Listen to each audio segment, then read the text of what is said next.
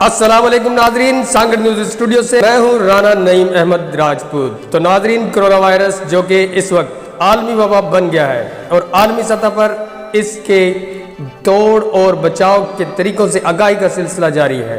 हुकूमतें अपना काम कर रही हैं। वॉलंटियरिंग सियासी, समाजी, मजहबी, कारोबारी, तजारती तंजीमों व शख्सियात तो मैदान अमल में थे ही। तो नाजरीन, हम पाकिस्तानी कौम के उन मजदूरों के बारे में बताने जा रहे हैं जो रोज़ कमाते हैं तब कहीं उनके घर का चूल्हा जलता है।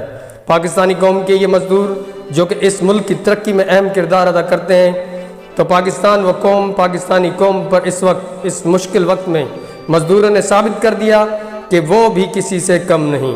ज़िला सांगड़ की तहसील जाम नवाज़ली की बैरानी टाउन में मजदूरों इमरान माना राजपूत व साथी और उनका साथ देने आए सियासी व समाजी वर्कर रजब अली खासकली, जिन्होंने कोरोना वायरस से बचाव के लिए अपनी मदद आप के तहत चंदा जमा किया और शहरियों में साबुन के स्टॉल लगाकर शहरियों में मुफ्त साबुन तकसीम की और सफाई का ख़ास ख्याल रखकर किस तरह कोरोना वायरस से बचा जा सकता है बारे आगाही भी दी।